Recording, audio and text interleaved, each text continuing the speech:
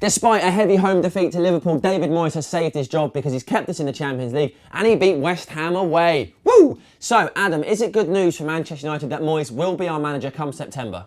Suppose that's asking me whether or not Moyes in, Moyes out. I'm still undecided. I believe he's got a lot of good things to offer the club, but at the same time, I believe maybe tactically, and I think imposing himself on a squad a little bit, demanding the respect of players. He needs to improve in that aspect of things. He's still got my 100% support, and I hope he does well, but still undecided at the moment, to be honest. JB, we know that spending loads of money in a transfer window guarantees success. Just look at Spurs this season. Lots of talk that David Moyes has 150 million, 200 million to spend in the summer. Is he the man to give that money to? And will that prove anything? It's a bit of a concern, isn't it? It might be a bit of a problem. It's a worry that he's just going to focus on players that he knows, those guys that he's scouted 8,000 times. Seamus Coleman inevitably will be a transfer target of the summer. There's talk of William Carvalho. I think he looks like a quality player. £37 million though sounds like a hell of a lot of dosh. So I don't know. I actually would prefer somebody else to be in charge of transfer dealings apart from Ed Woodward and David Moyes. But those are the guys we've got. We have to back them and hope that they do well. Okay, do we say credit to David Moyes though, because he has kept us in the Champions League? He came through that tricky tie against Olympiacos. He did very well, yeah. But I mean, Olympiacos, much as we didn't show up in Piraeus, they did not show up. I mean, they had a couple of gilt-edged chances, and we might have been out of the tie very much so if it wasn't for the great feet and hands of David De Gea. But they really did turn over to be tickled, didn't they? We didn't have to do a great deal to beat them quite comprehensively. So I wouldn't get too carried away with that. However, the win at the weekend, West Ham, was quite good. A lot of good performances in there. Okay. Now, the man who got all the headlines that night was Robin van Persie, and he's now injured for the game against City and a lot of the rest of the season. Lots of talk that that's good news for the club. Adam, could it possibly be good news for us that our best player is injured? I think possibly Moyes could be playing some games with the Munich there. I think he may be available for the second leg at least anyway. The injury didn't look that bad, but... Why would he do that, Adam? With Van Persie... I don't think he is. With Van Persie out, I believe we look better anyway because we have most players in their usual positions. Rooney drops into the centre forward position where I think that's his best role. That's where we get most goals out of him. Mata in the hole just off him and Kagawa and Ashley Young, as it were, against West Ham, floating around either side of him. It worked. We look better with a lot more movement and there's more space for that movement without Van Persie there. I think he was saying players in his space and stuff like that. And as you can see, it's better without him there, so maybe he needs to be benched. Nice JB, where do you stand in this great debate? Yeah, I would completely agree because I think since his persistent injuries at Arsenal all those years, he has lost quite a lot of pace and mobility, and he kind of relies on being fed the ball directly and using his great 1 and 2 touches and terrific shot technique to score a hell of a lot of goals, as he did for the last season at Arsenal, our first season with us, with that autumn of 2012. It was just anything he touches, it just turned to goals. But it was really nice the weekend to see against West Ham how manoeuvrable and how mobile everybody was. And it was kind of like dropping deep, moving into each other's spaces. A bit of a hint of total football, though. I'm not getting carried away there. It kind of seemed that to be built around Rooney, which Moyes seems to want to do, we at least did it in the right way against West Ham. Do you not think, though, against the bigger teams, you need that player? You need Robin van Persie on the pitch? I suppose you do, but I mean, you need the Robin van Persie of autumn 2012. Not just the regular Van Persie who's kind of like, his shoulders are slumped and he's kind of like... You saw against Liverpool that he received the ball and it's really, really similar to a goal against Southampton. I keep mentioning it autumn 2012, heyday. He span a shot and he just hit the top corner and he just hesitated against Liverpool. I don't know if it's like a lack of confidence, he's not right fitness-wise or physically. But no, he's not quite the player he was. I hope he gets back to it, but he's... I don't know. I think if you look at Van Persie, it epitomises like the complete contrast between Manchester United last season and Manchester United this season. Just look at him. Like last season, we were blowing everyone away, winning the league, and now look at us. Shoulders dropped. Everything kind of just epitomises the club at the moment. I do think it still has a part to play at Manchester United, though. He's without doubt one of the best strikers in the Premier League. We just need to get a bit more out of him and play to his strengths a little bit more when he is in the team.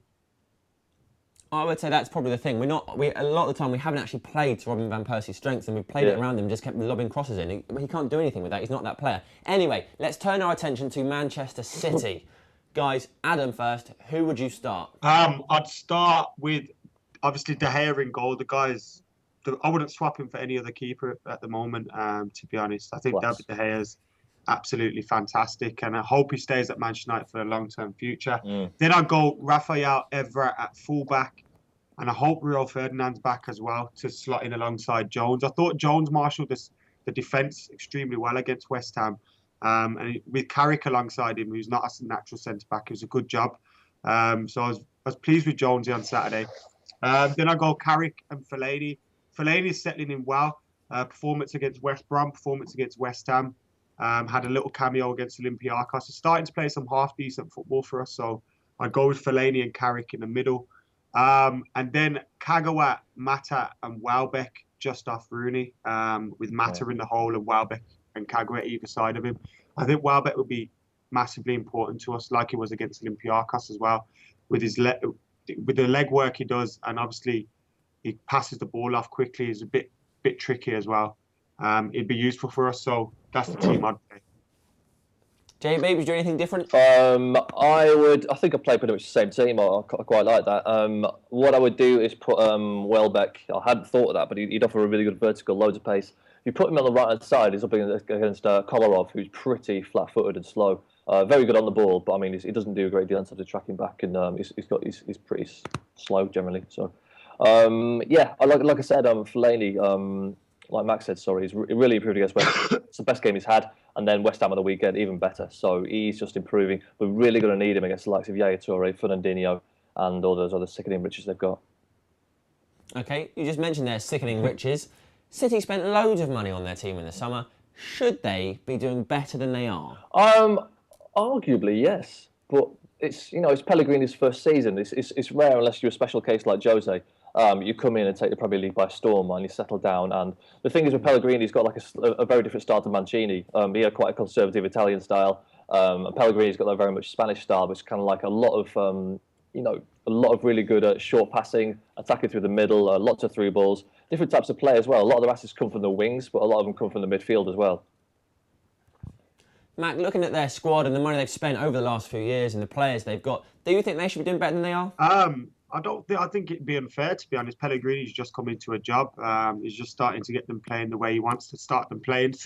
Similar to, obviously, they're in a much better position than us, but it's similar to David Moyes, isn't it? You've got to start getting his best football out of him.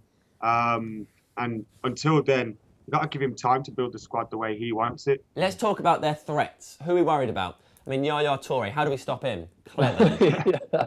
I don't know. He's a lot more mobile than Fellaini. And normally, conventional wisdom would say, we'll get a like for like, a big bruiser like Fellaini, stick him on him. But Toure is faster, stronger, more manoeuvrable. He's got a better footballing brain. I think the only solution is to crowd the midfield. I might not have reflected that in my team choice, but thinking about it, I think you need someone like Fletcher, Carrick, and Fellaini.